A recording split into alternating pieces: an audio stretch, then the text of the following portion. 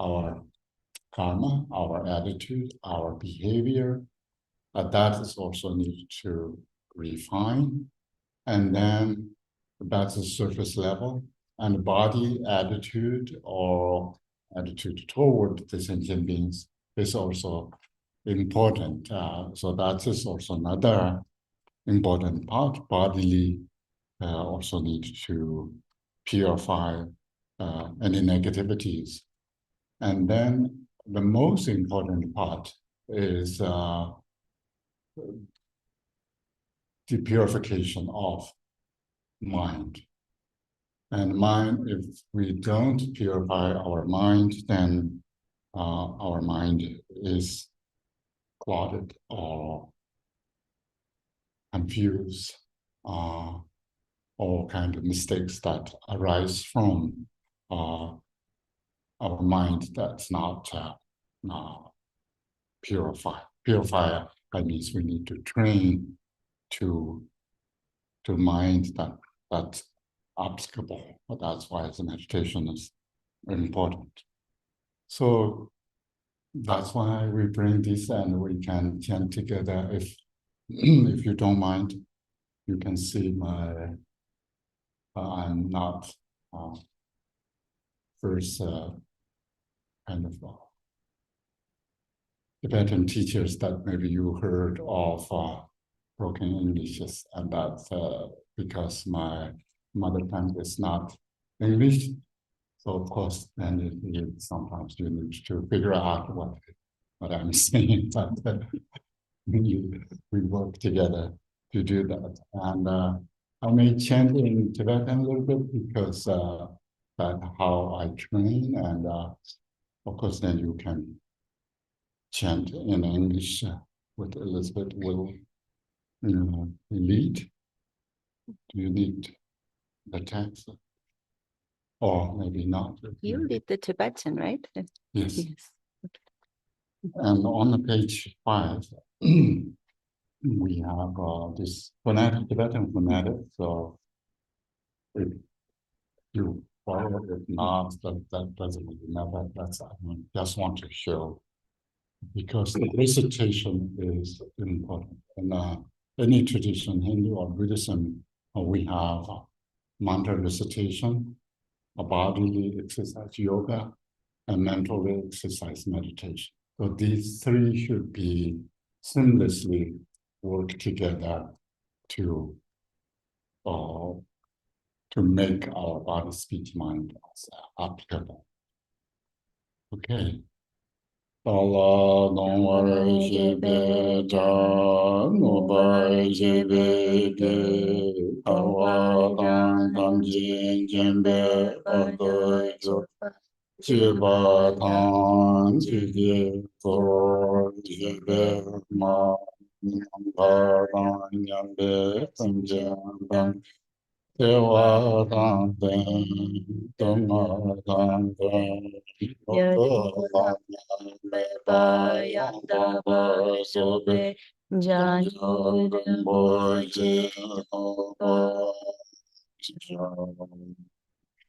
All mother sentient beings, limitless as space, especially those enemies who hate me, obstructors who harm me, and those who create obstacles on my path to liberation and omniscience, may they experience happiness, be free from suffering, and swiftly may they attain precious, unsurpassed, perfectly complete enlightenment. All mother sentient beings, limitless as space, especially those enemies who hate me, obstructors who harm me, and those who create obstacles on my path to liberation and omniscience. May they experience happiness, be free from suffering, and swiftly may they attain precious, unsurpassed, perfectly complete enlightenment.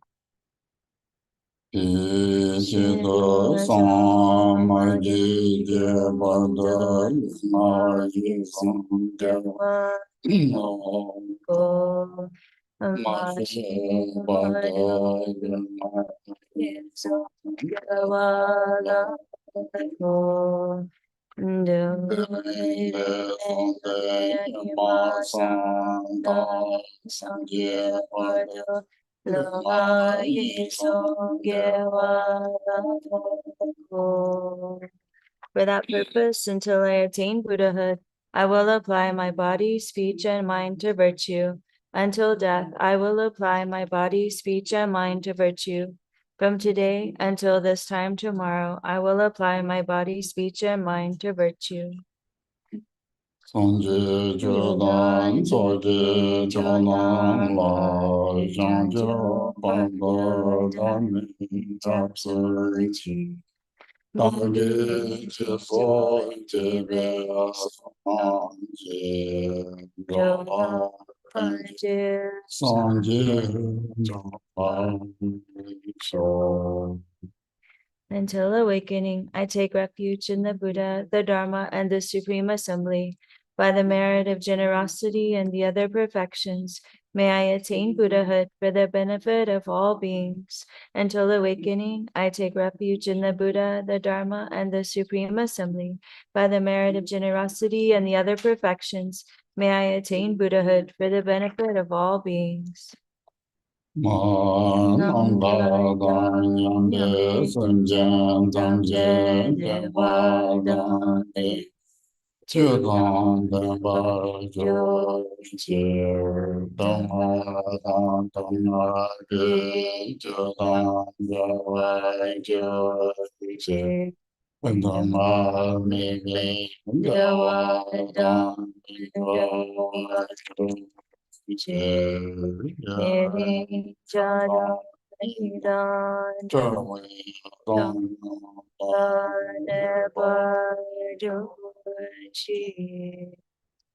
May all mother sentient beings, limitless as space, have happiness and the causes of happiness. May they be free from suffering and the causes of suffering. May they not be separated from the happiness that is free from sorrow. May they rest in equanimity, free from attachment and aversion. May all mother sentient beings, limitless as space, have happiness and the causes of happiness. May they be free from suffering and the causes of suffering. May they not be separated from the happiness that is free from sorrow. May they rest in equanimity, free from attachment and aversion.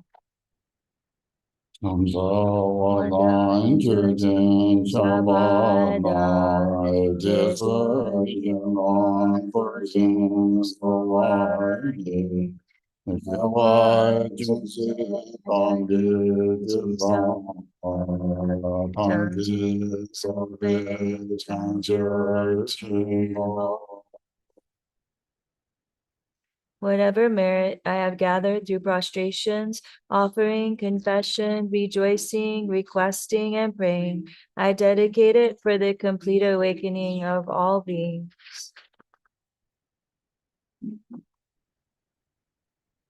There is for the mandala offering. Mandala is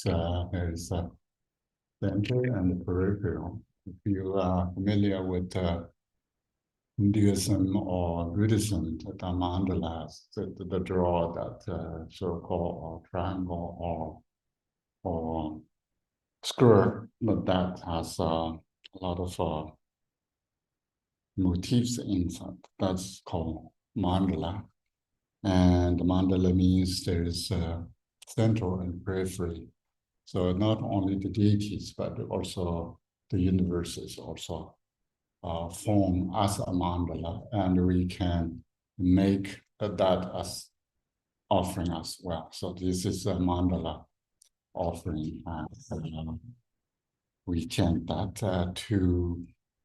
So here, yes, we chant this seventh branch of accumulation and merit. So in our practice, in Buddhist we call practice. The practice is we can do in a seven different way or types of we can do to accumulate merit. The idea is if we accumulate more merit, then our understanding and our compassion, loving kindness will increase. So accumulating or accumulation of merit is very important. You can see page 11, we have through prostrations, offerings, compassions, rejoicing, requesting, and prayer. So these 7 are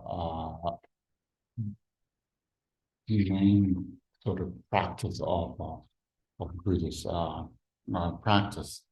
And then offering is one of them, and mandala offering is a simple way of gesture to without much preparation or anything that our mentally we can create this positive mandala to offering to the higher beings, deities, and so. So this is that. 所是不是众生难道让人人间法相聚相到那个这个的真的给我数，各方有作浪美作浪来真光相送的见。的永久那解要解了。那美就给我着上的手。Back to page 16. The ground is sprinkled with scented water and strewn with flowers. It is adorned with Meru, the 4 continents, the sun, and the moon. I visualize and offer these as Buddha fields. May all sentient beings be born in the pure realms. I offer to gurus of the 3 kayas complete, outer, inner, secret, and suchness offerings, taking my body, wealth, and all that there may be. I pray, please grant the unsurpassed supreme siddhi. Om Guru Devata Kinyarana Mandala Rati Saso Samchanam Kira Sampada Lo Yin Jindai Jidawa She joined the water fire, Jagi Golo Kudo. Please turn the wheel of Dharma of the greater, lesser, and common vehicles according to the dispositions and mental capacities of sentient beings. Yeah, that's our usually we start with teachings or practice anything that involve Dharma activities. So how many of you are already know and also practice or get teachings of Buddhists? Can you raise hand? How many people have been to some Buddhist practices or teachings before? You have some experience or a little bit? More any other religion? Okay. And what we last time when I sit here, we have a group that we sit over there circle and I share some of my thoughts, and I also share my teachings that I got from my teacher, gurus are more than one. And maybe some of them are, it's not complicated, and also maybe very important too, if you want to involve further in a spiritual life. And but before that, I think we need to talk a little bit about why we need to meditate. And why meditation is important in a spiritual path. So first, the meditation, which means meditate in the Tibetan term, is called Gong. Gong means more familiarization, something, and more stabilized. So that is called meditation, probably an English word as well. And meditation, we all know meditation makes people's mind more calm, more stable, and more focused. So that's what we learn. So behind that, the meditation, in Buddhist meditation, that involves a little bit further, and all the focus. What is the purpose of the meditation? Is mainly the traditional teaching is trying to alleviate suffering, which means sort of transcend samsara, which means the worldly things, worldly concerns leave behind. So that is a little bit difficult to say in the modern days. People whether do meditation or yoga or any other spiritual practice that maybe is more focused on one's life, well-being, and so forth. So whatever we can spend time, maybe 1.5 hour more to discuss this, and please raise your hand or let me know that if you want to know certain things that in the Buddhist practice or philosophy that helps your meditation. I just offer you Buddhist viewpoint of what meditation is, and maybe a little bit how to meditate. Maybe tomorrow would be same thing here. Okay. If you come back, maybe we can do more, or maybe you have more questions. The meditation that's involves with our understanding. Our understanding means meditate on what? It's not only mindfulness, that knowing the present moment of what I'm doing. That is not good enough for Buddhist meditation. The Buddhist meditation has content, what we meditate on. So meditation that mainly focus on, we start to practitioners mainly focus on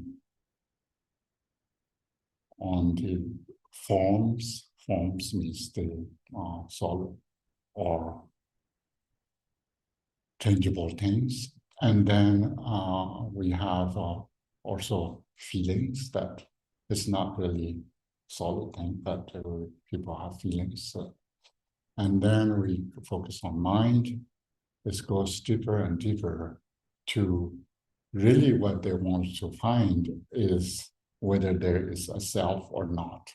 That is the whole purpose of Buddhist meditation, because the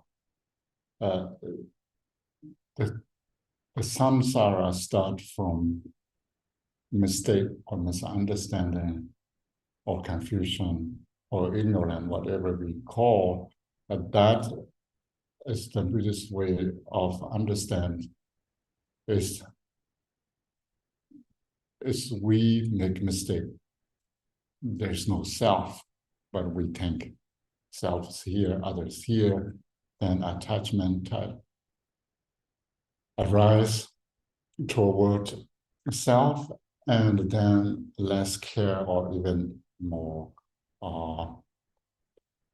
later hatred and so forth toward others is rise through misunderstanding.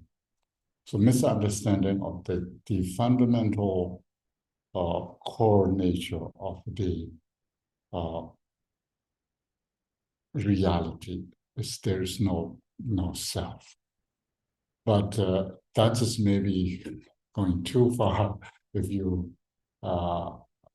haven't heard of Buddhist teachings, and I'm introducing that is maybe going too far. But still, knowing that is the more focus on that part. Because in order to get rid of this misunderstanding, then we need to understand correctly. Understand correctly means what really nature is. And this nature of phenomena that Buddhists or Hindus talks about whether we call emptiness or interdependent. So the whole phenomena is some sort of illusion, some sort of dreamlike, alive. That its nature is not really intrinsically, nothing is as same as what we see. That's the conceptually we can logically we can understand this, but then how we really get there to fully realize the empty nature of phenomena. So top of our belief or understanding, then we repeatedly reflecting on or pondering upon that based on that belief. That's called meditation. So here then involves our subject, bodhicitta. Bodhicitta is Sanskrit term, of course. The Bodhi, awaken or enlighten, chitta, the mind. Whether we call this as a awakened mind or the awakening of the mind or the mind of awakening, the menu. So either that is process or that is the sort of a stage, nature that what we there's different teachings and different levels of introduce, whether this is a process or this is innately already in ourselves. So these two are important. So that's called bodhicitta. And the bodhicitta is an important aspect of practice, teaching, philosophy, and everything in bodhicitta. When we really describe bodhicitta, then we also need to talk about or think about or understand through the emptiness. Because bodhicitta is divided mainly ultimate bodhicitta and relative bodhicitta. So ultimate bodhicitta means the realization of emptiness, the nature of phenomena that one realizes. And then conventional bodhicitta or relative bodhicitta, so we have, there's two types. The aspiration aspirational bodhicitta and action bodhicitta. So aspiration means I wanted to help others, and that motivation comes. And not only just helping them, helping through, and I want to become a enlightened being to help others. So that is motivation. And then action bodhicitta is you are directly acting, that doing generosity and moral discipline, and so involving that is called action bodhicitta. So that is very much in Buddhist we call Mahayana tradition, the Maha, the great dhyana vehicle. That is every action or practice is subsumed in bodhicitta. So involves the bodhicitta, the motivation of wanting to helping others, and then through that, so involving, acting directly to helping sentient beings. So these are important. And of course, then, what does that really mean? What does bodhicitta is doing? So bodhicitta is a term that enlightened mind or the awakened mind or the mind of awakening, how we can awake. Awake means through only a realization or only understanding the nature, but that's we can awake. Other than that, then rest of the daily activities that we are involved is more or less deludedly we are involved. That's how Buddhists view towards others or samsara or nirvana, whatever we call is that.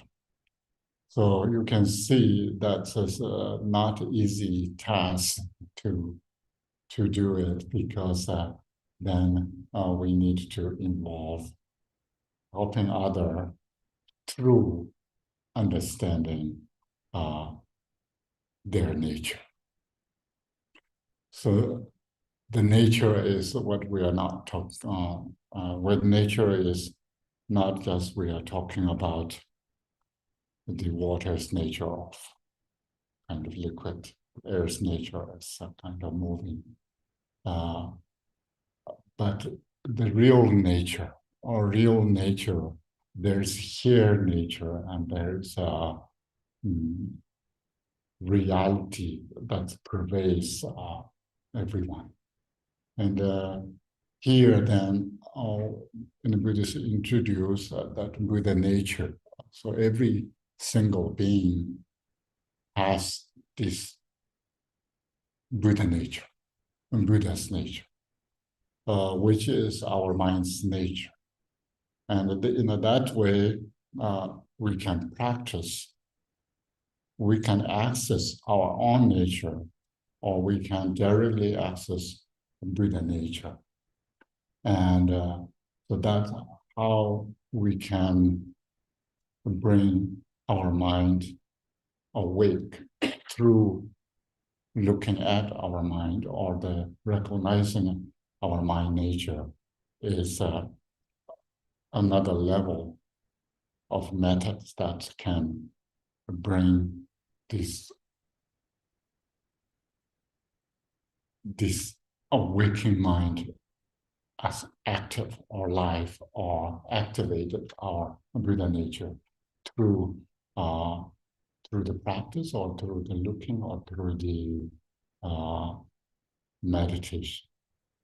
So now we have understanding. Correct understanding is very important in the Buddhist tradition. And then we have correct understanding of what we have is even more important, because if if we don't have a working mind, then if we need to create a newly one, it's more difficult.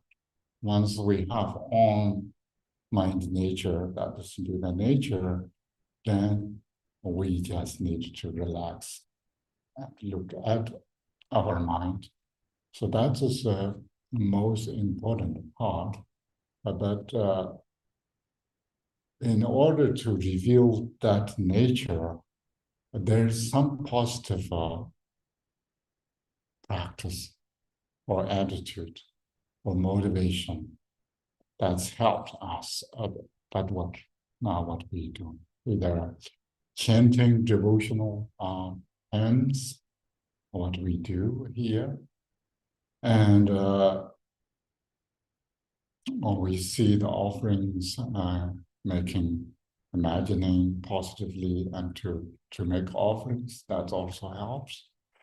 And bodily postures, that also helps, because our mind and body in this life is intertwined.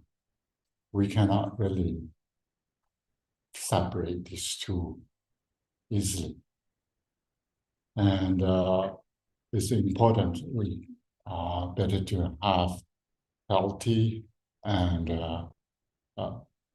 bodily that we can utilize these whatever elements what we have to reveal our mind nature. So that's why this yoga, and sometimes in the Tibetan tradition we have called Zalung, which really means the channel spindles and pranas that now in English is more like channels, the winds and drops. That what we have is important, because the mind and our body, when have sensations, even if you touch your fingers, you should have sensations. Mind, which means every part of body, maybe hair and nails. Other than that, it has some sort of sensations, which means it's connected everywhere. And it's carried by oxygen, or Tibetan called lung, prana, in Sanskrit, Chinese qi, that moves whatever are necessary to move. So whether we call brain or mind, or doesn't matter, it's connected, and it gives sensations and pains and pleasure and so forth. So these are connected. So we need to work together, mind and body together, to practice, not just only mind, not just only body. And particularly, we want to reveal our own nature, which is also called awakened mind. This awakened mind, which our subject, is, if we think about or talk about in a simple way, it really means compassion. So the compassionate motivation or compassionate mind, that is, if we can work with understanding of empty nature, so that the union of the emptiness and compassion is called bodhicitta, or awakened mind. So now we see that without the bodhicitta, without compassion, it's very difficult to generate bodhicitta or awaken our mind. So compassion is the core of it. The one reason is because since beginningless of time, what Buddhists believe, there is much more or many more lives that we've been through. And so it's automatic, it's almost programmed ourselves that we cherish ourselves, that for sure. And as soon as our compassion go toward other sentient beings, is losing, or it's reducing, or it's less grasping on ourself. So that's why the compassion is the core of the awakened mind, bodhicitta. And so how we can build compassion toward sentient beings, as there is many ways of building compassion. In tradition Tibetan, so we do build compassion through the Tibetans always talk about mother is the most gracious, mother is most beloved. So thinking about all sentient beings as one's own mother. But of course, in different cultures, different value and different way of bond with others.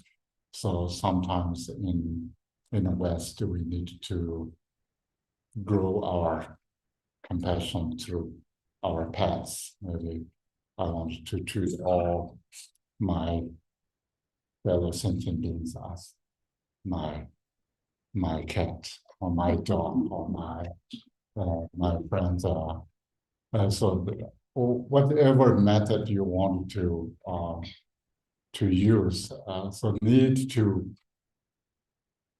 at least to relax and to even this may be just motivation, imagination, or some moment of thinking, but it releases our tightness of our own clinging on self that we cherish since we are born. That's for sure. And is somehow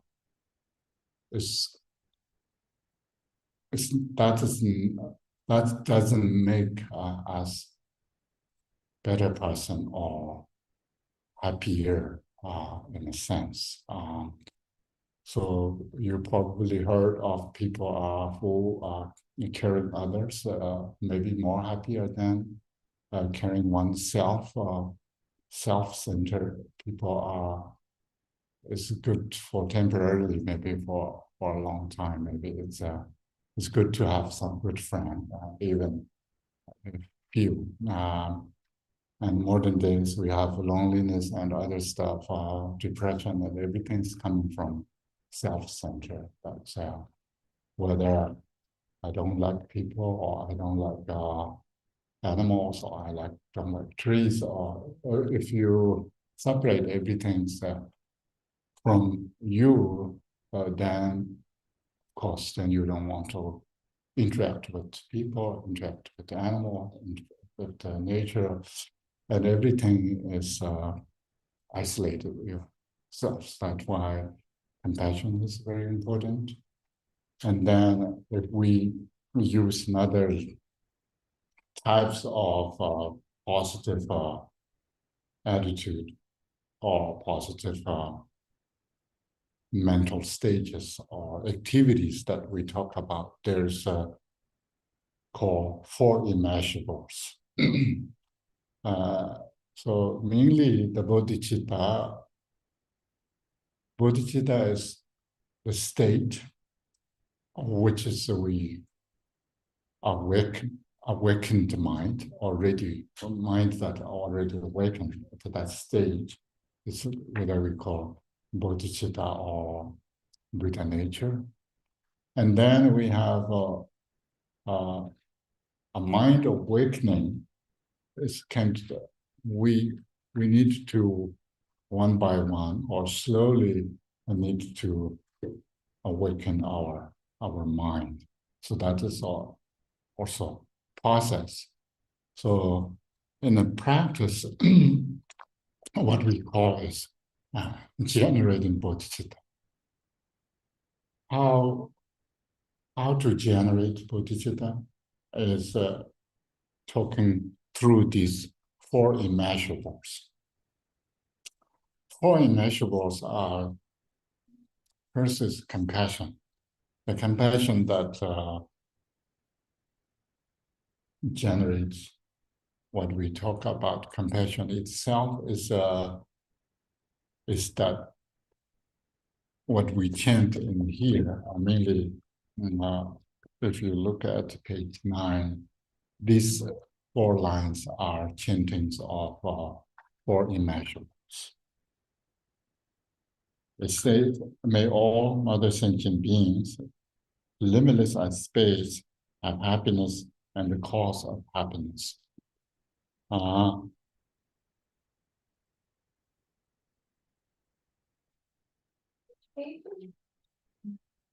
Page 9.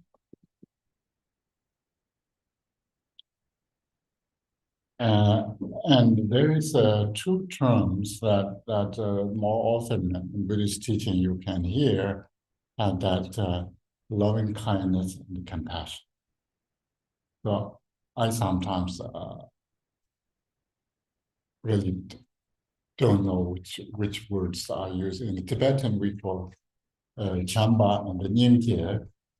So Chamba is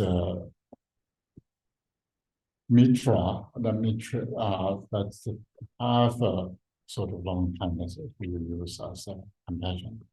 The Nyingje is Karuna, that we call compassion. So these 2 are the first two that you want to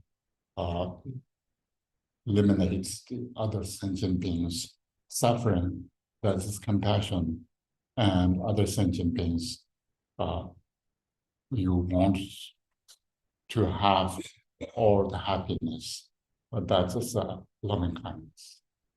So these 2 are the first steps to motivate ourselves or generate the bodhicitta, the process of generating bodhicitta. And then we have the second line is, may they be free from suffering, the cause of suffering, and then may they not be separated from happiness that is free from sorrow. And the last one is, may they rest in equanimity, free from attachment and aversion. So these 4 are called the 4 immeasurables in the Buddhist tradition. These practices are immeasurable. So there's nothing that better than these practices. And in a Sanskrit, sometimes we call the 4 Dharma Viharas. So Brahma, that the are most pure, and Viharas, the place in order to taking rebirth as a higher level. We also need to have these kind of virtuous thinkings and motivation. So these are important to think about. I'm not saying you should, everyone should go this route or this process, but that these are how, in the Buddhist way of doing the generating bodhicitta itself is processed through these 4 immeasurables to generate.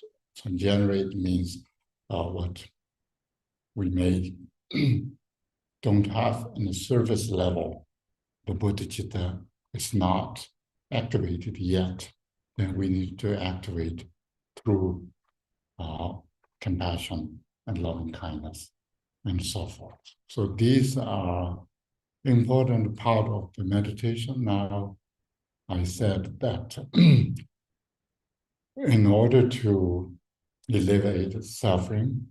So meditation is necessary because meditation means familiarization that somehow we embodied what reality is or reveal our nature. And then in order to do that, we need to take some process to get there. It's just we without this process, the nature of bodhicitta and Buddha nature is not revealed true. So that is the motivation and the process of it. Then meditation itself comes to training. There is a course shamatha. Shamatha in the Tibetan called shine, which really means calm abiding. So your mind is not thinking randomly. Your body, speech, and mind are not agitated in a sense of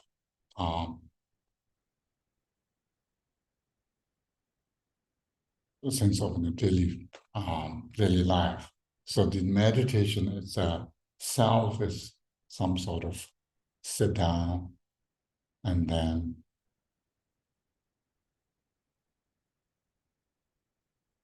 observe our mind, what really our mind thinks, whether our mind can hold on one object or one single subject, or our mind is very agitated to thinking just randomly one after another, and not stay focused on one subject or one object. So this is important because in order to we reveal the deeper meaning of the phenomena or ourself, nature, we really need stable, focusing, calm, clear, sharp mind. If we don't have that, then we cannot achieve that deeper meaning of the phenomena that has a profound meaning. After we achieve our mind, it's called, Tibetan is called Dang, Zhou, Xia, Du. So Dang means release. To release, if you want to release your mind, you can do it. If you want to hold your mind, you can do this.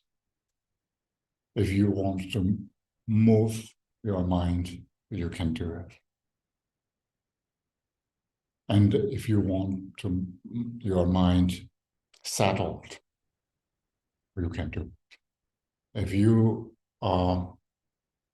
until you achieve this level, so which means not your mind is randomly popped up into thoughts, but mainly you are controlling your mind and you are the controller of your mind.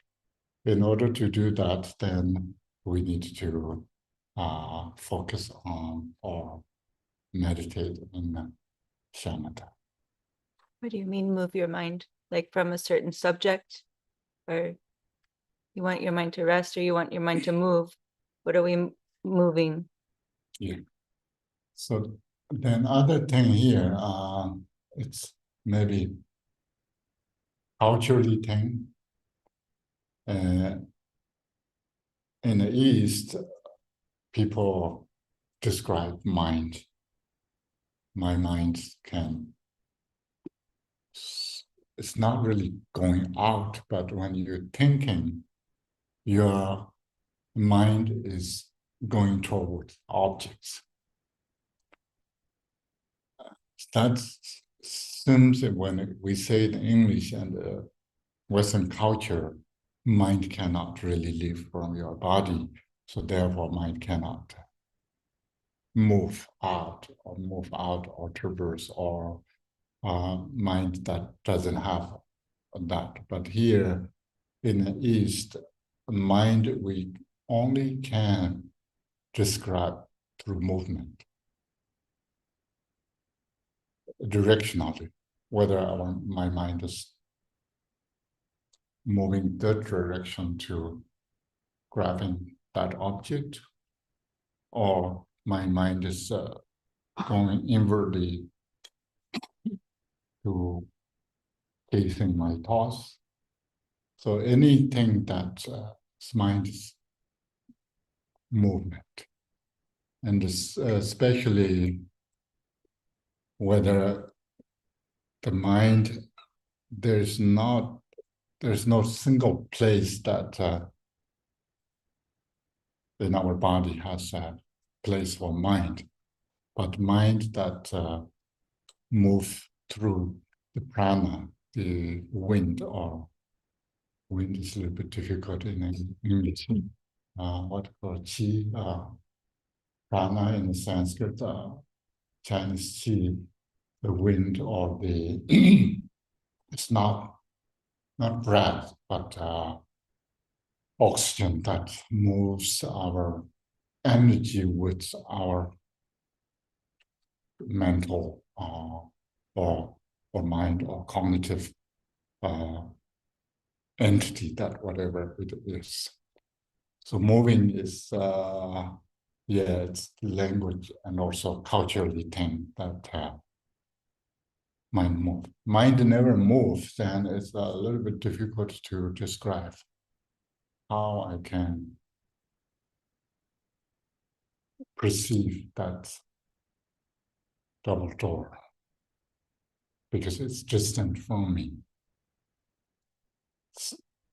Of course, it's not, my mind cannot really leave from me, but still it has directionally, it can seems like traverse. So that's a sort of movement.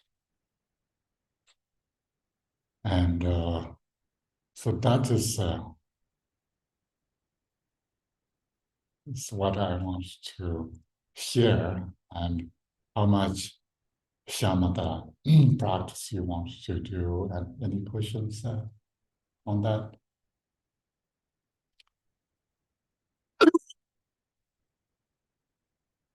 No? Okay. Nice.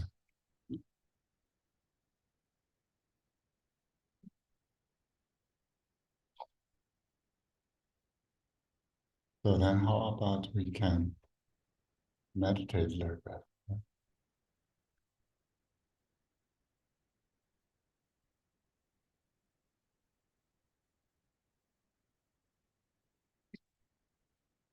You can ask me or correct me or anything that any philosophy, Buddhist philosophy or meditation or anything, not necessarily only meditation I'm talking about. And traditional way of meditating, I'm sitting in the chair, so it's not really, I can not demonstrating well, but cross leg is sort of important. And then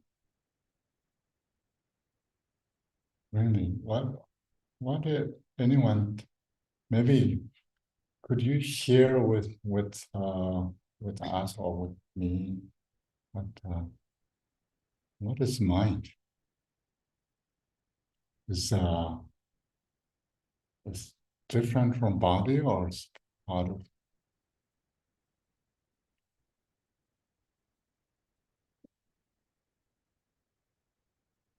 Maybe everyone say a little bit. Okay. I mean, in the East tradition, we have mind have mind has different entity, different from body. And of course, in the modern day, and we have different understanding on what's mind. Yeah.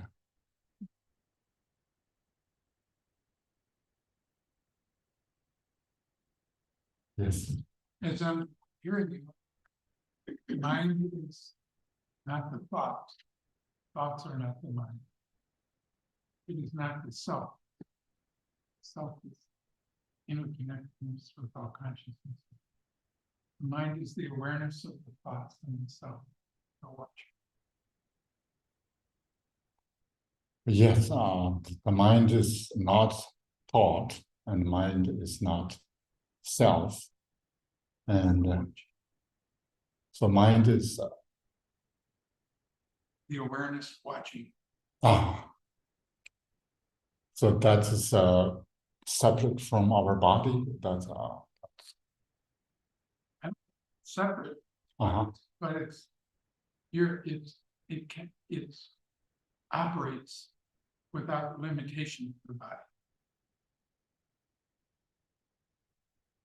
yes. That's yeah. It every one of us have a little bit. I think different. Yes. The mind is the cause and the body is the result. Like, if it wasn't for the mind's misapprehension of its own nature, there wouldn't be a body in form. And so the body came after the mind.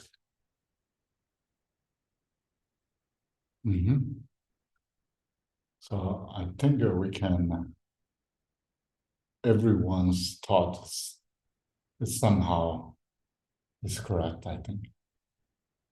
So somehow then we want to try to control mind, control our mind to, as I said, the Buddhist goal is to Dang, Zhou, Xia, Du. Dang is release, means if you want to let mind chase objects, whatever objects that may be, let chase. So you have control it. You have like video game.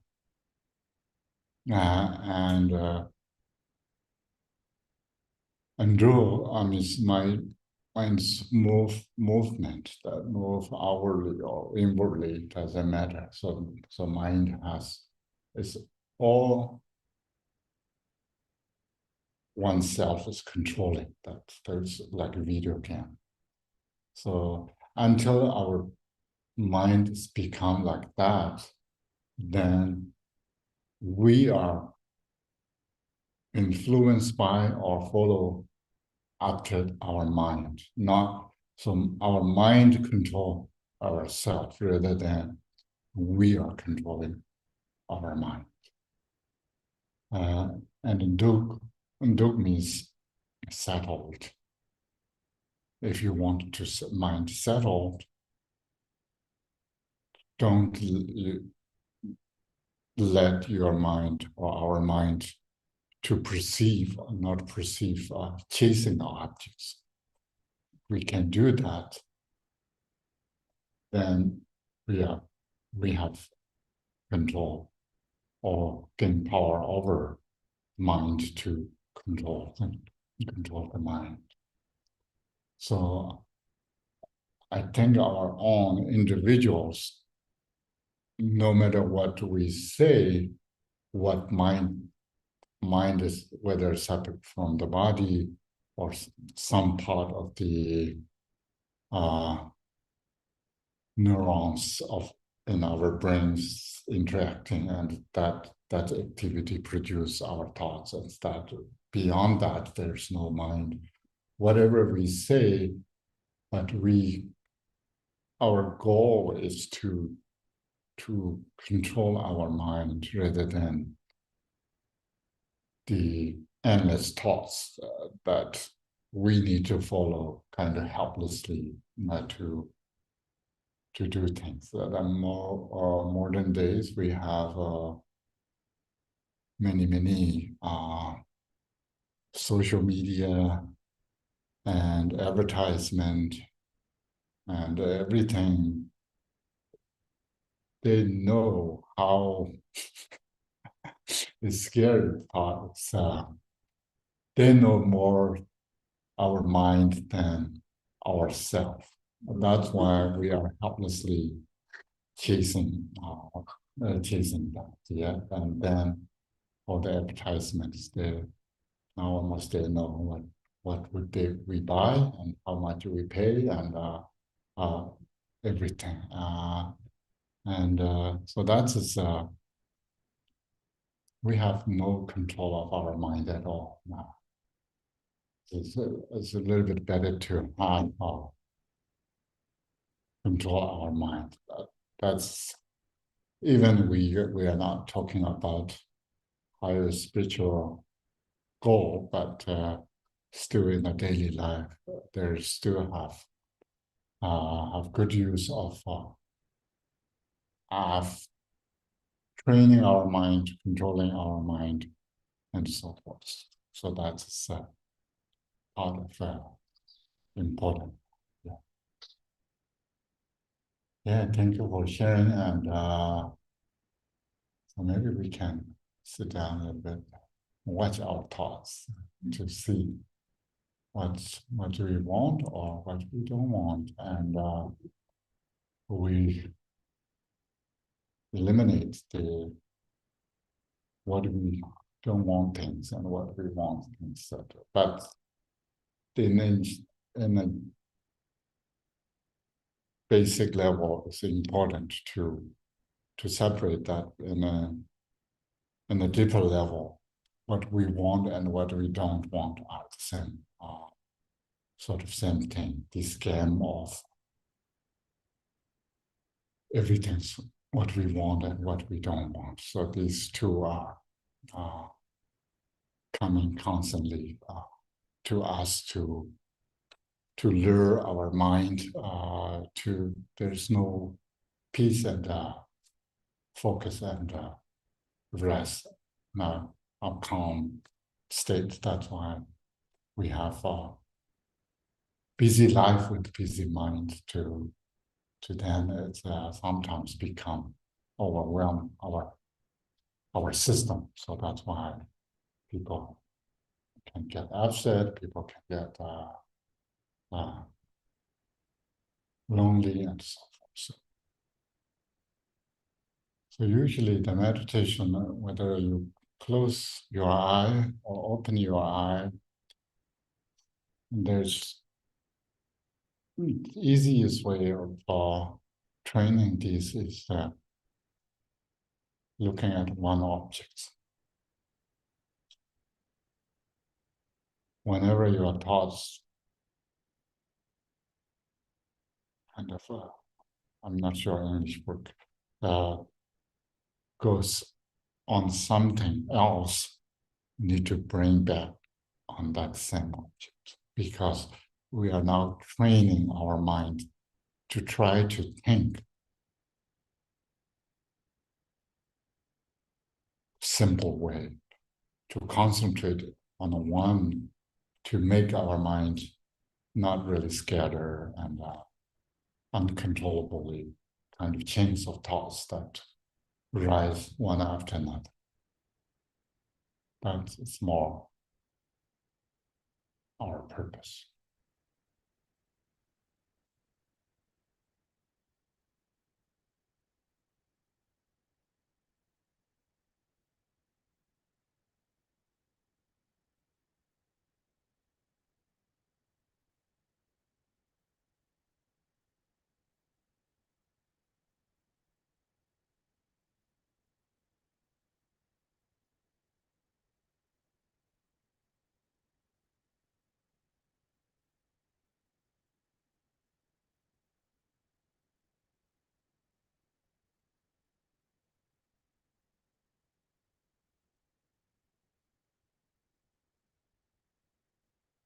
You need to bring back when your thoughts scatter, to bring back on the same topic or thoughts or objects what you are focusing on again and again. Because sometimes when you meditate, your thoughts are even seems busier than that. But that's its nature because now you are looking at your mind, how busy it is.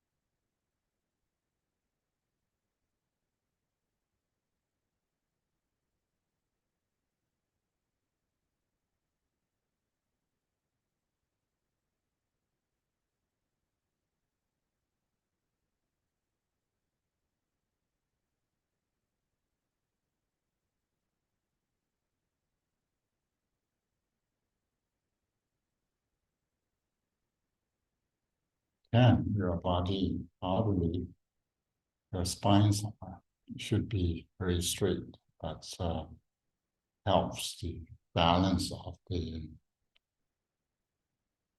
channels and wings and drops, that how naturally it flows. That helps the also it puts sort of equilibrium state of the body and the mind.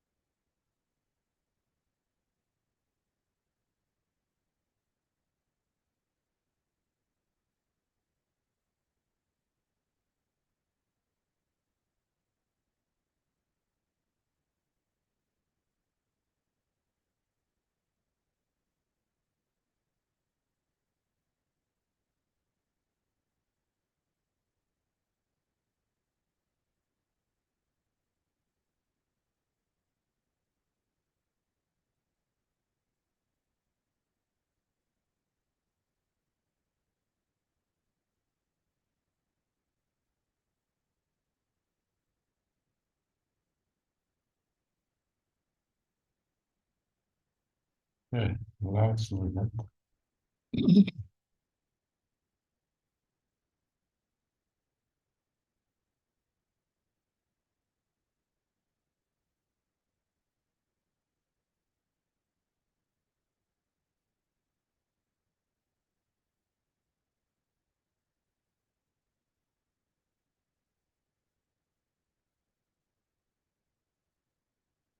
Anyone good at focusing on one object or one subject? How many minutes or you can hold on one subject?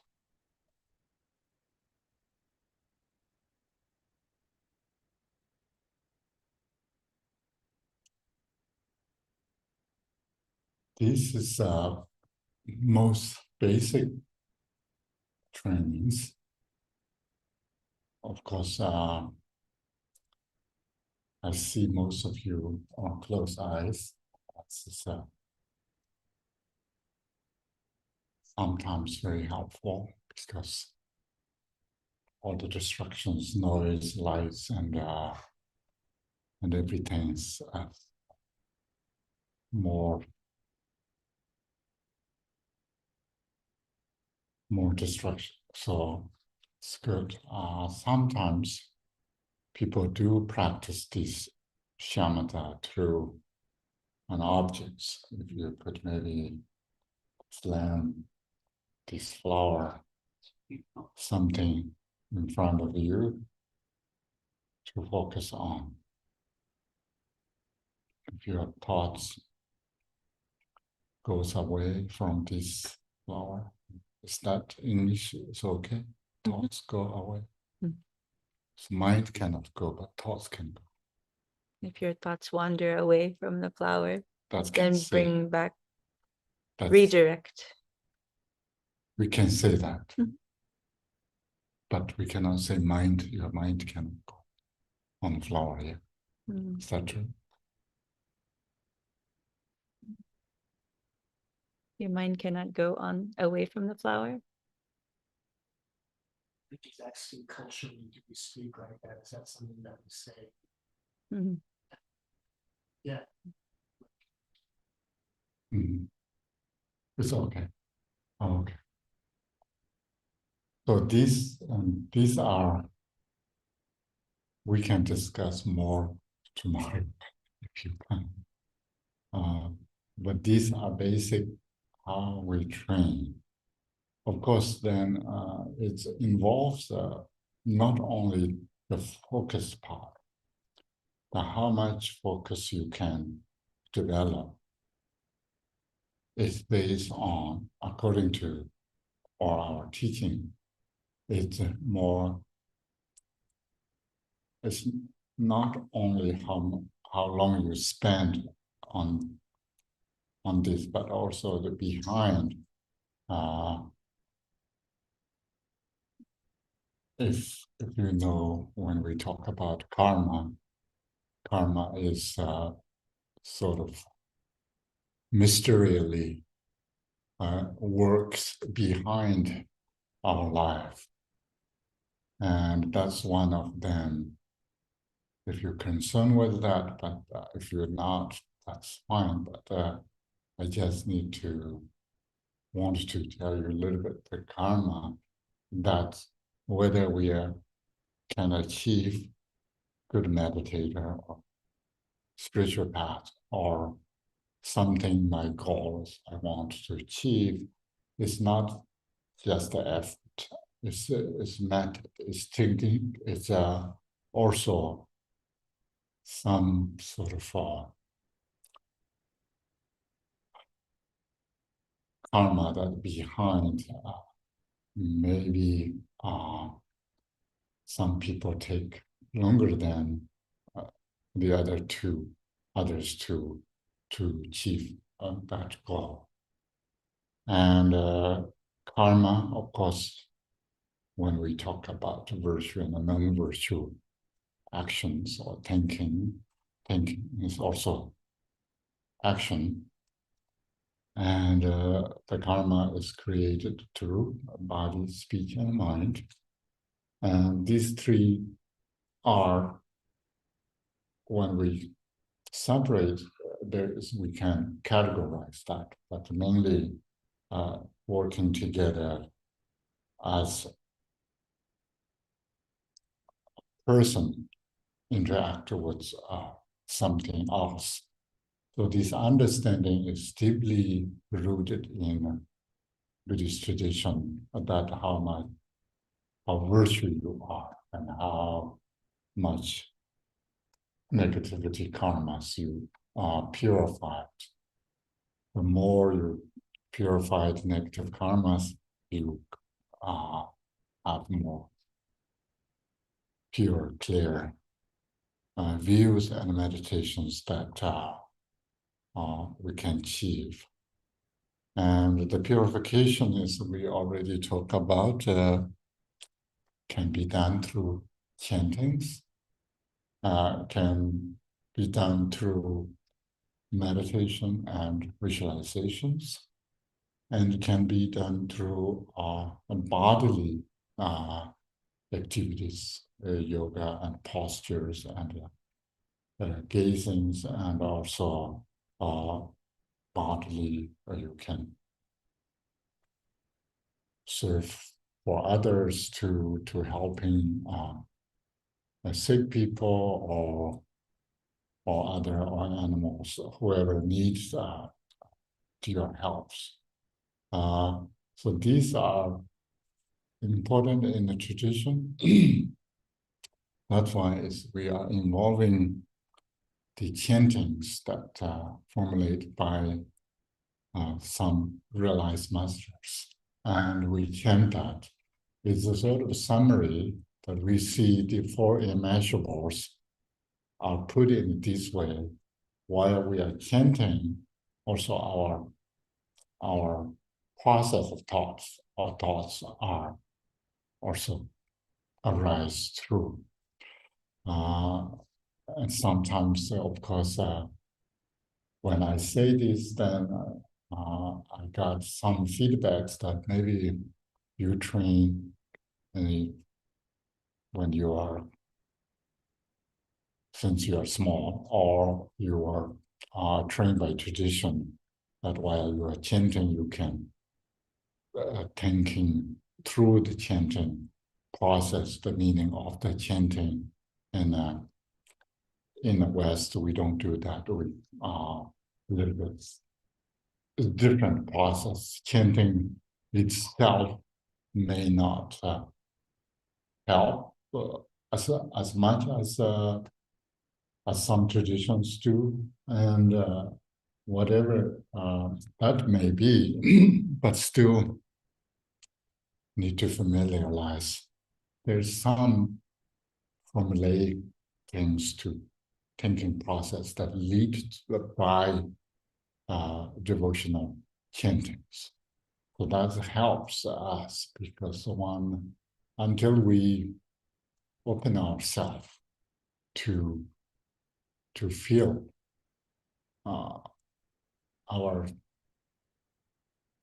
the capacity or the potentiality is sort of hidden and closed. So therefore, we don't really know our potentiality and our nature. So it's devotional chantings are very good to chant. And then, of course, mantras are also important if we think about our subtle body is need to, there's chakras and bindus need to open. So opening can be through sounds, through mantra, through singing, through vibration of the sound, and so forth. It's, everything's health.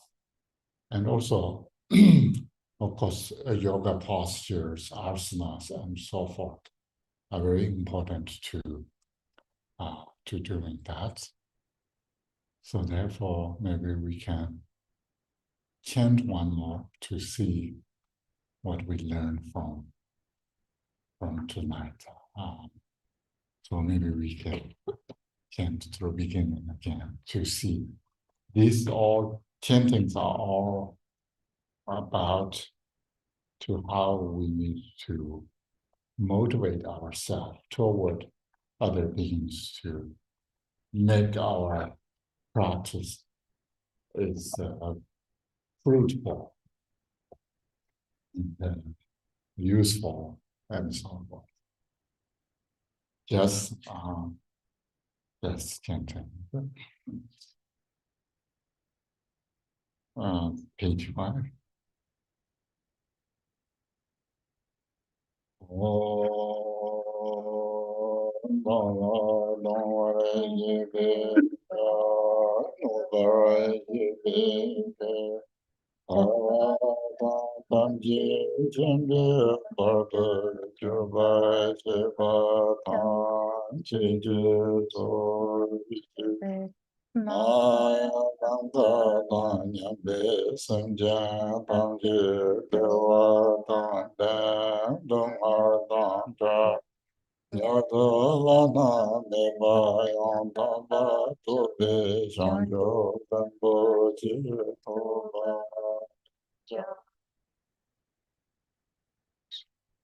All mother sentient beings, limitless as space, especially those enemies who hate me, obstructors who harm me, and those who create obstacles on my path to liberation and omniscience. May they experience happiness, be free from suffering, and swiftly may they attain precious, unsurpassed, perfectly complete enlightenment. All mother sentient beings, limitless as space, especially those enemies who hate me, obstructors who harm me, and those who create obstacles on my path to liberation and omniscience. May they experience happiness, be free from suffering, and swiftly may they attain precious, unsurpassed, perfectly complete enlightenment.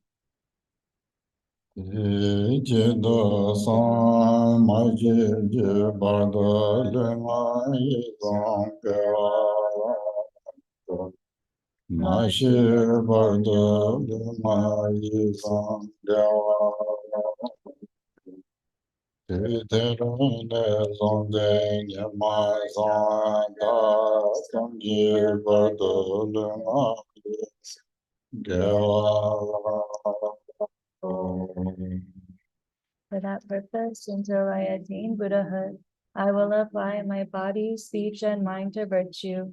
Until death, I will apply my body, speech, and mind to virtue.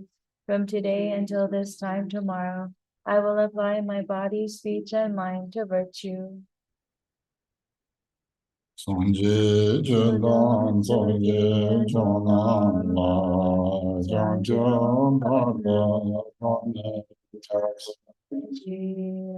Ake Jizo Jinde Zanan Jendo Sanje Sanje Do Sure. Until awakening, I take refuge in the Buddha, the Dharma, and the Supreme Assembly. By the merit of generosity and the other perfections, may I attain Buddhahood for the benefit of all beings. Until awakening, I take refuge in the Buddha, the Dharma, and the Supreme Assembly. By the merit of generosity and the other perfections, may I attain Buddhahood for the benefit of all beings. Ma Nanga Danyambe Sanje Danje Depa Danje Yodan Demba Yokuchi Dhamma Dhamma Ye Yodan Dawa Yokuchi Dhamma Bebe Dewa Dan Yokuchi Nye Jadan Dan Dewe Dan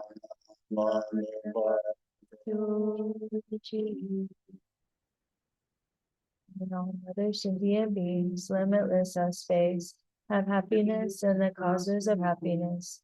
May they be free from suffering and the causes of suffering. May they not be separated from the happiness that is free from sorrow. May they rest in equanimity, free from attachment and aversion. May all mother sentient beings, limitless as space, have happiness and the causes of happiness. May they be free from suffering and the causes of suffering. May they not be separated from the happiness that is free from sorrow.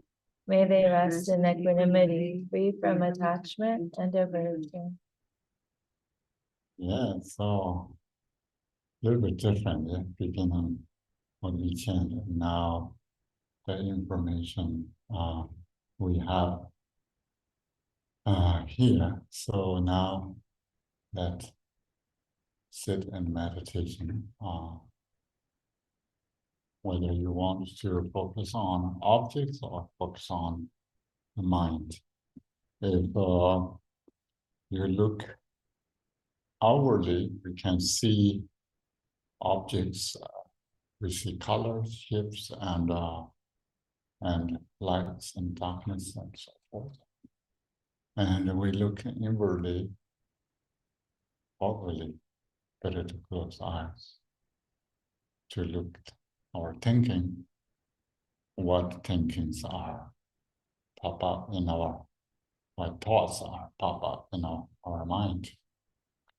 So either way, we can thinking or looking outwardly and thinking or looking inwardly. So these two, what we can do. And focusing one object is important. So if you want to add that, the meditation, for what? For benefit of all sentient beings. That's the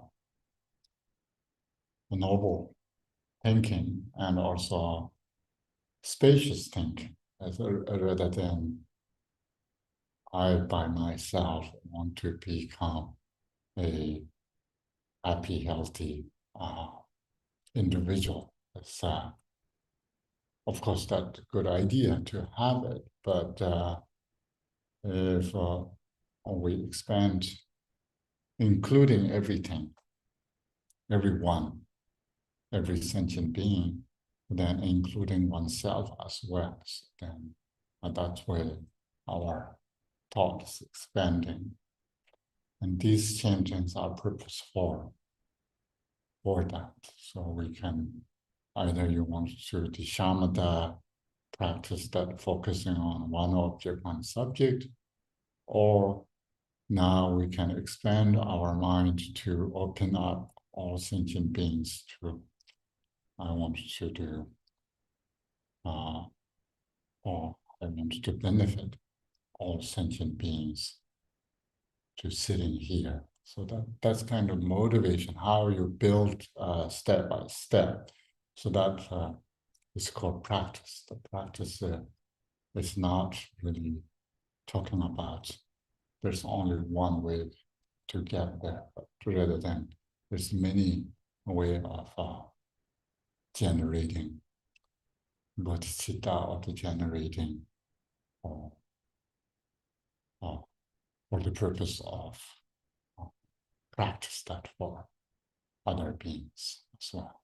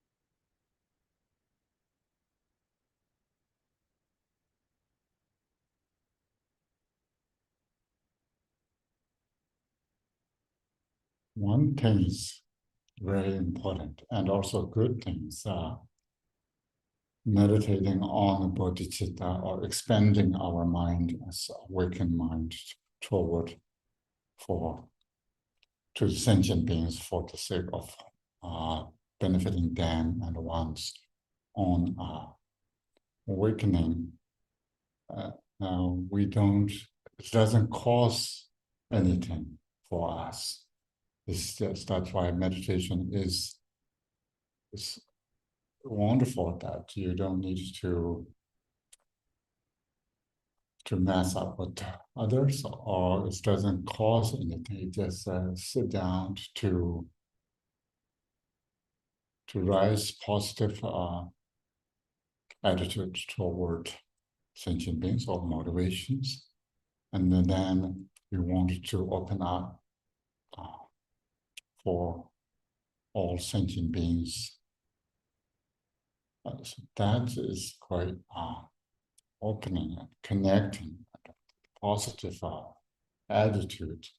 And so that's the score.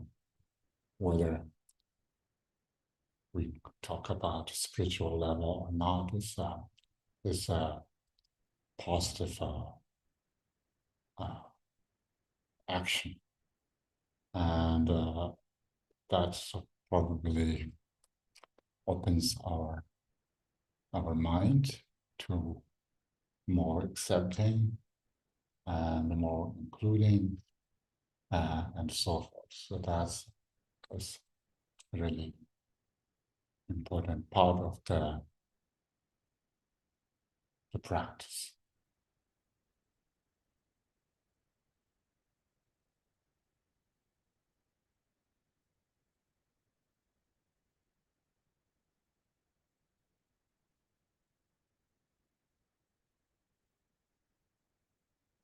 If then you wanted to add more on that, another layer of the qualities on that, not only you are just wanting to helping others, but finding methods to how we can help others is coming through giving up, declining on the self, because self is more concretized form of, in a Buddhist way of saying, is that we are imputed on what we have as body and mind. We thought of that, we imputed that as a self. That is a fictional sort of character. I don't know how far you want to go, but please let me know if I doesn't want going back further. So this fictional character is since it's a fictional character, it's not really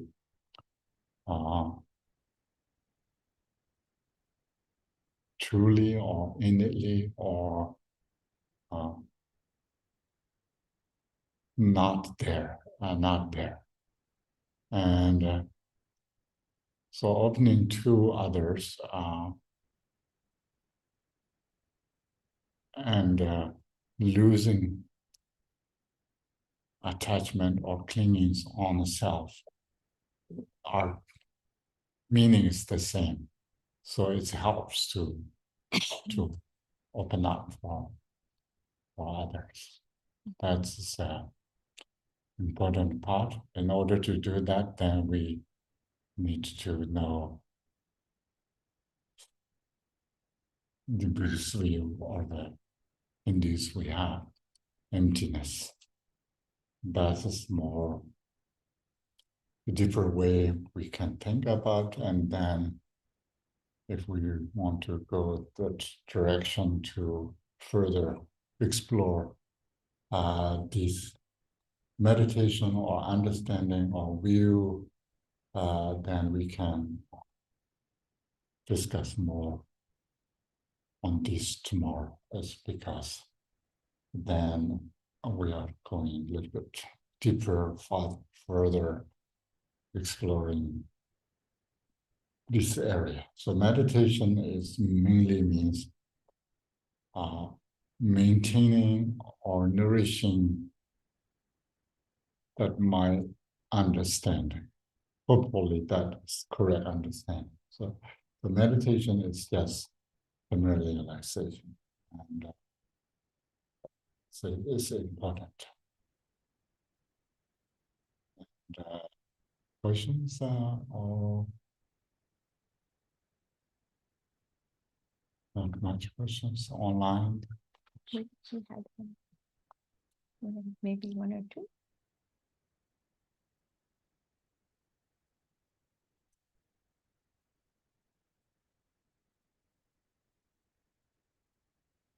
It is said that mind does not arise. If it does abide, it does not cease. Mind does not arise, it does not abide, and it does not cease. Could Khenpo briefly simplify this, perhaps in terms of practice? So now we are going a little bit deeper territory that once we have our mind is really become gentle and calm and sharp. So we are doing that because we want to achieve something. We want to use our mind to not just cooking or driving. And that maybe more or less we can do.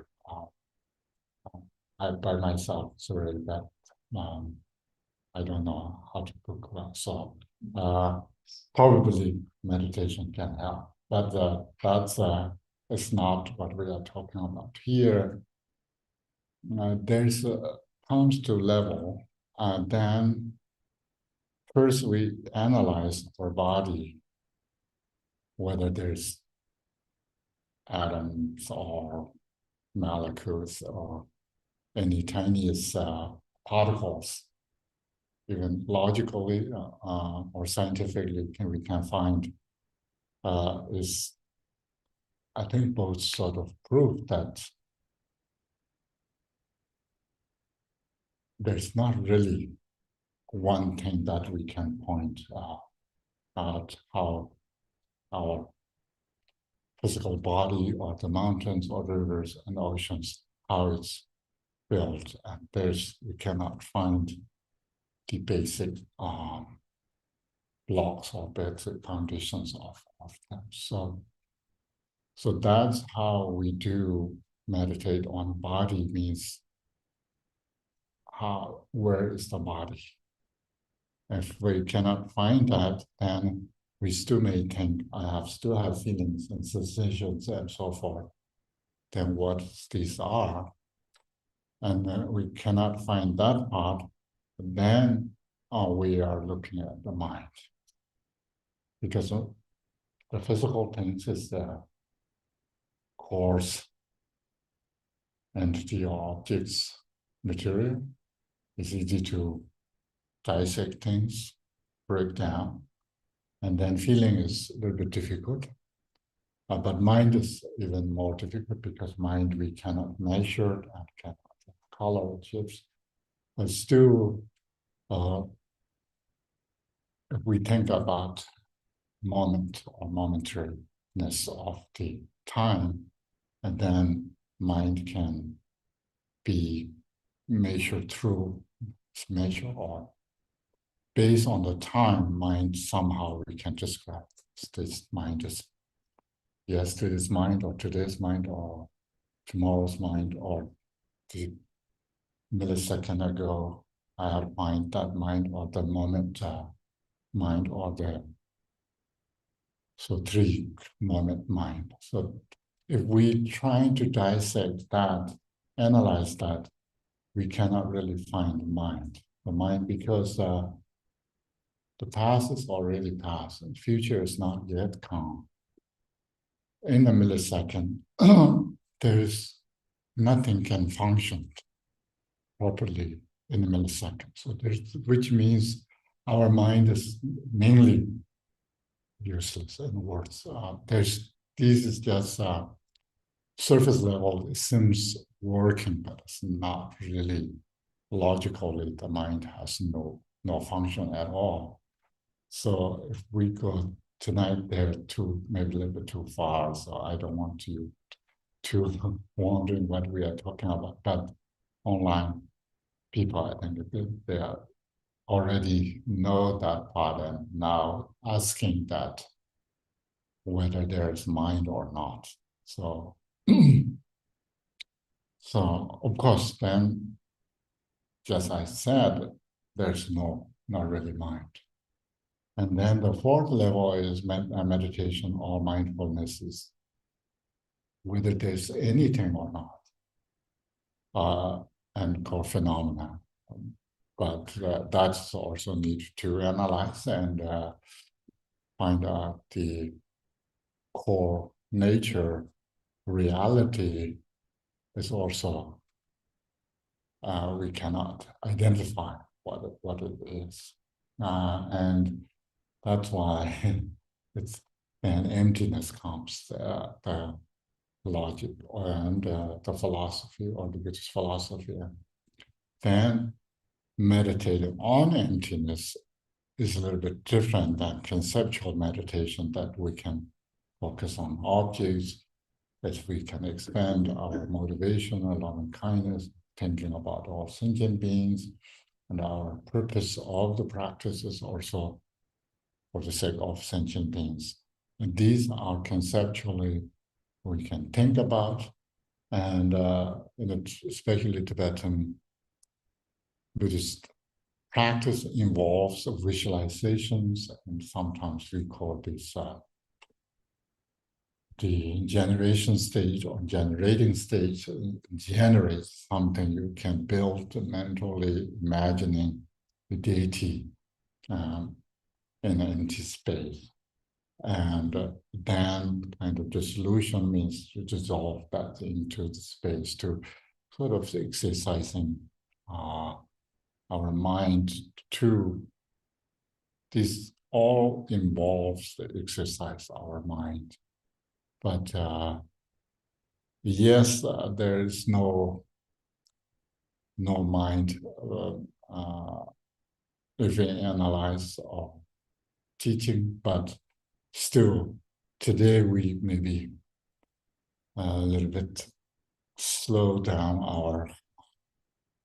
our meditation, don't go that far, and we can do step by step tomorrow a little bit more to see what our mind is doing. Do we really have mind? If that's the case, then think about 3 milliseconds. Yeah, what we have is the present millisecond. That's really mind can function anything. It's not, because even 1 second is too short for process kind of meaningful thinking. And somehow that's why it's good news that we don't need to worry about anything. Maybe not. But probably we make up all this stuff that lead to this viewpoint, and that's our practice, and that's sort of what I can share, and we can go more discussions tomorrow. And if you have more questions. There was another question. Sometimes it states transient beings. Does it mean we generate compassion? Is it toward an abstract, dreamlike, not fixed concept, transient beings? She's asking, what does this mean when we say transient beings? Is it toward an abstract, dreamlike, not fixed concept?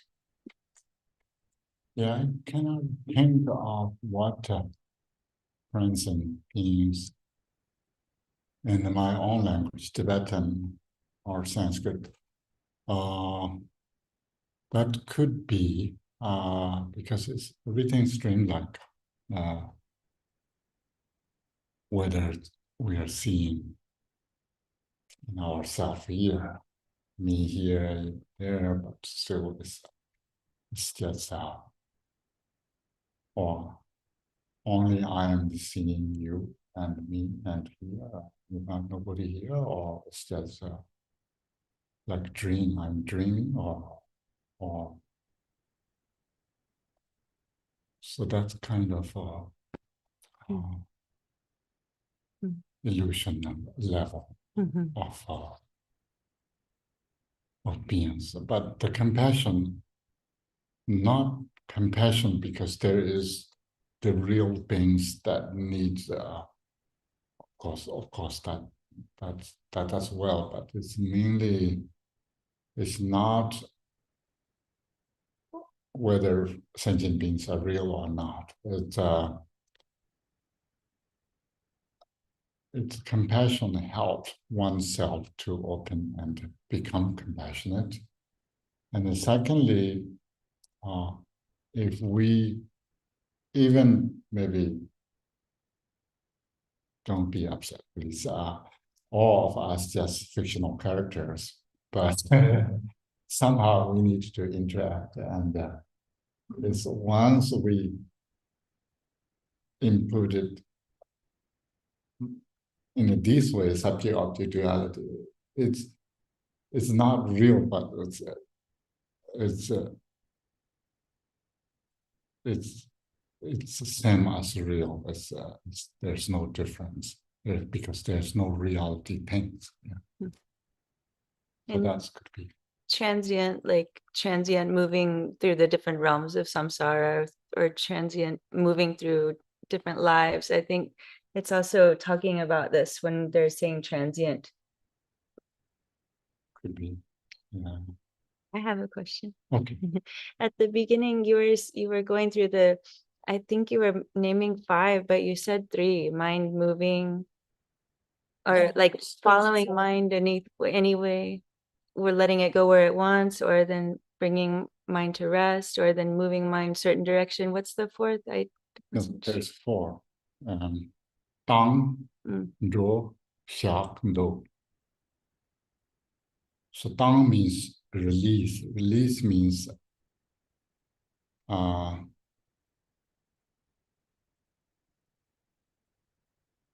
maybe this little bit different concept, not just release. If your dog or your cat want to your cat chase a mouse,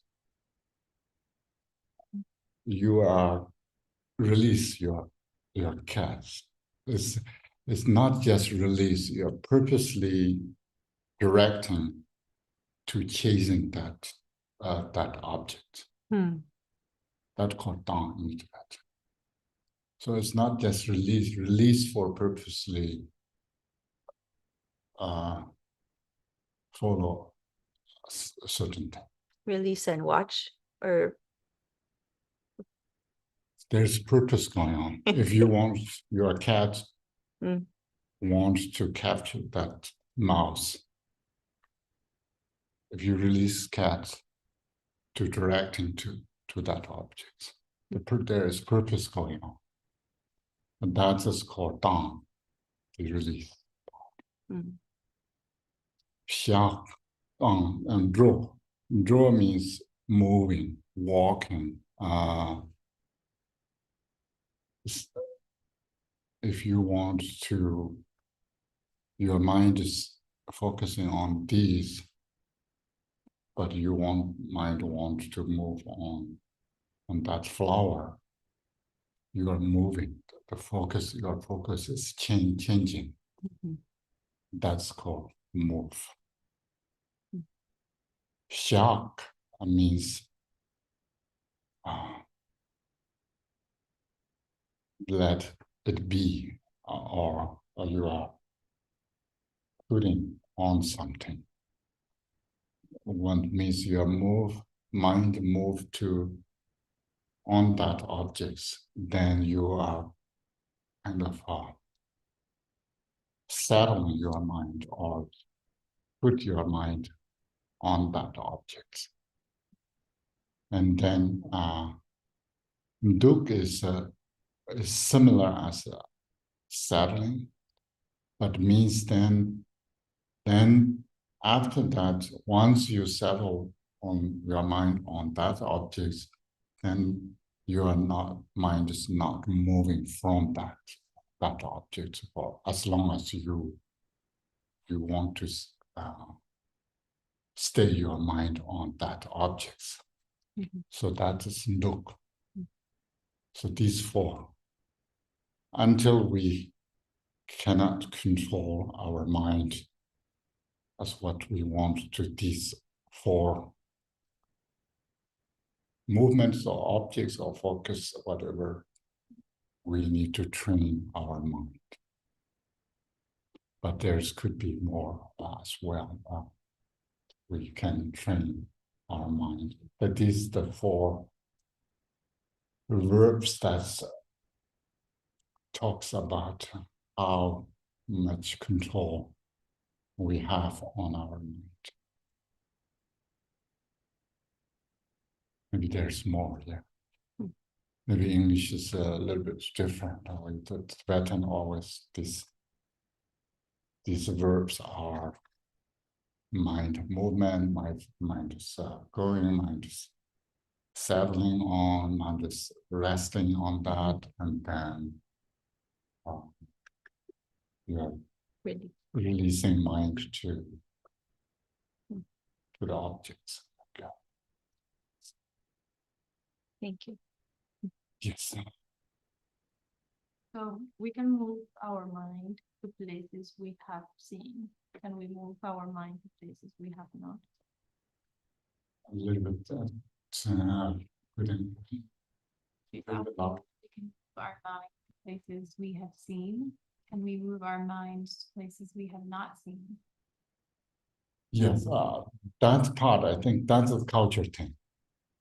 Here, the mind moving means the mind's focus is changing. If my mind's focus is this, then I change my focus on that door. Is so in a West somehow mind cannot really escape from our body to moving things.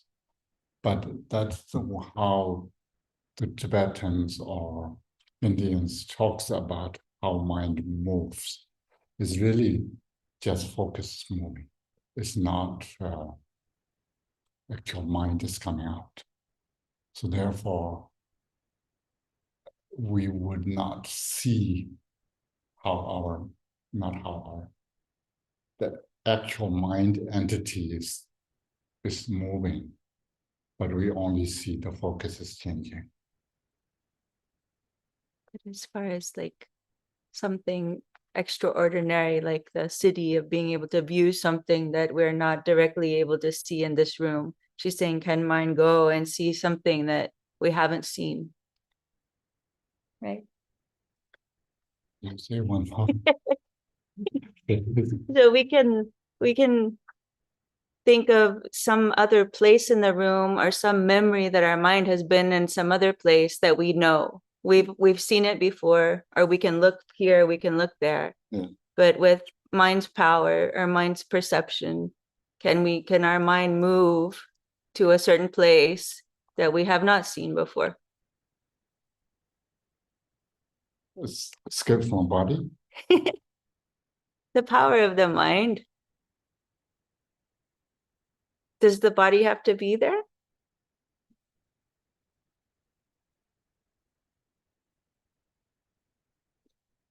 So What about when we're sleeping, right? If we're in different but states. they never think, I mean, at least traditional, they never think, no matter what kind of nightmare or dream you have, your mind never escape from body.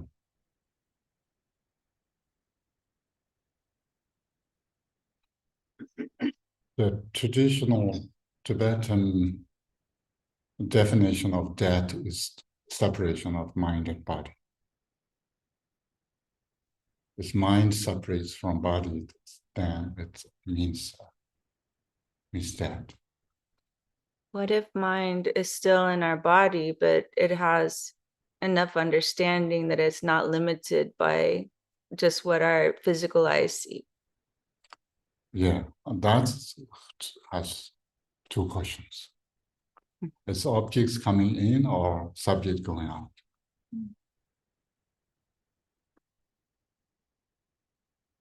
When we see movies,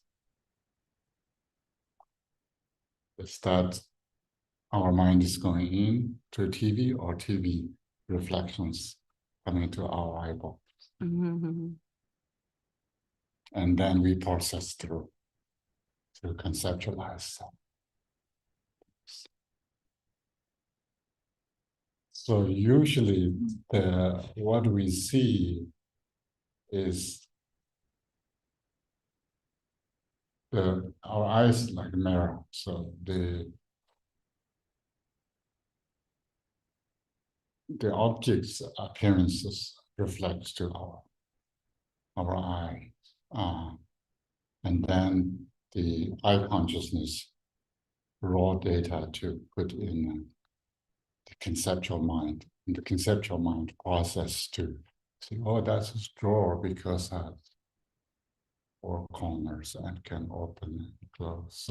So that's the first raw data has no concept. So that's why it's we cannot capture everything. If you look this way, we only select few things to process in our mind. Really, mind is not going out, but it's coming in. But still, yeah, we have some idea of whether mind going out or objects coming in. Mainly objects not really coming in, but just reflection. It's like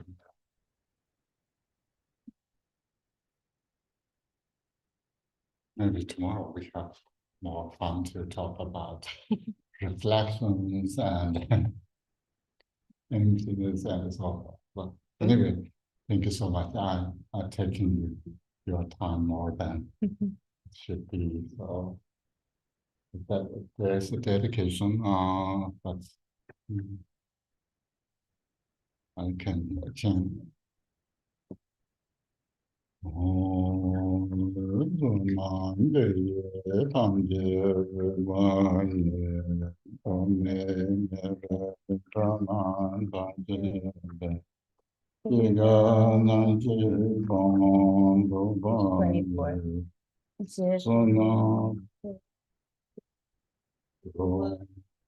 All pieces good. All lines. Okay. Okay.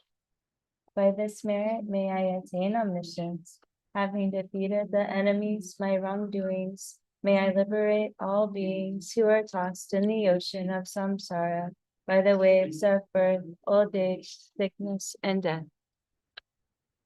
Thank you. Thank you, Khenpo. Thank you all for joining.